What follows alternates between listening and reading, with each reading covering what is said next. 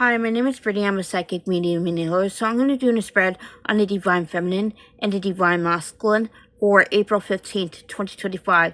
The first card I give for Divine Feminine is the Eight of Swords. So with the Eight of Swords, I feel as though the Divine Feminine is releasing a lot of anger and frustration toward the Divine Masculine today. And as she releases this, she ends up jumping timelines. She's letting go of those limiting beliefs that tell her that he's not choosing this connection, that he cannot be trusted. As those end up falling away from the Divine Feminine psyche, she starts to see how fearful she was in not trusting love. So as the Divine Feminine lets go of that, with the Judgment, she is clearing the wound of separation.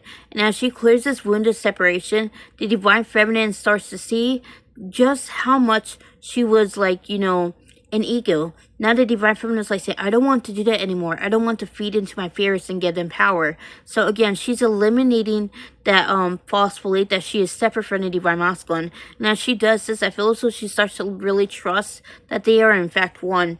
With the Six of Swords, I feel as though the Divine Feminine is also reflecting on how she was not, being of integrity, where she was allowing her fears to take the center stage, and she's saying, I'm done with that. So she's going within, she's figuring out exactly what fears are fueling this current cycle, and she is disarming it because she wants to move forward into the future. She does not want to hold on to things that no longer serve her. She is willing to free herself from the trap of ego. Now, if she does this, the Divine Feminine finds a means to balance her ego and ends up embodying her higher self. And that's what I get for Divine Feminine. So this is what I get for Divine Masculine. The first card I get for Divine Masculine is Ten of Wands. So I feel as though the Divine Masculine too is letting go of that nagging voice the ego, tells him. And I feel as though he's saying, I'm not going to feed into that anymore. So the Divine Masculine is walking away from, allowing his ego to take the center stage, because he recognizes that fears only give him strength so long as he ends up providing the fuel.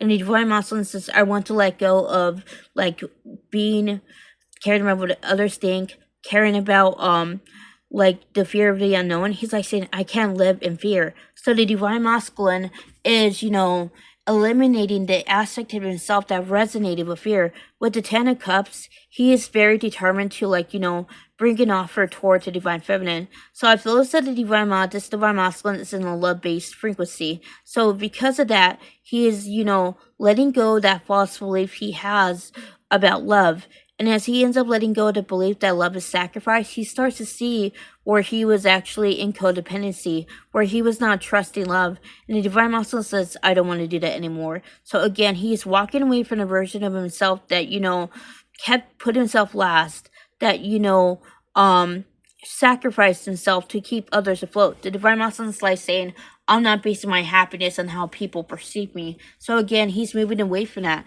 And the last card I get for Divine Masculine is the Two of Wands. So I feel as though the Divine Masculine right now is actually healing a lot of false beliefs he has about himself. He's healing his false beliefs and, liberating himself from the pain in the past. And as he does this, the Divine Masculine starts to see just how much he was actually in fear.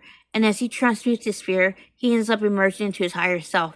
And that's what I get for Divine Masculine. If you haven't already, like this video, subscribe to my channel. I post updates about twin flames frequently. If you want to book personal with me, my information is in the description box below. I will see you another time. Namaste.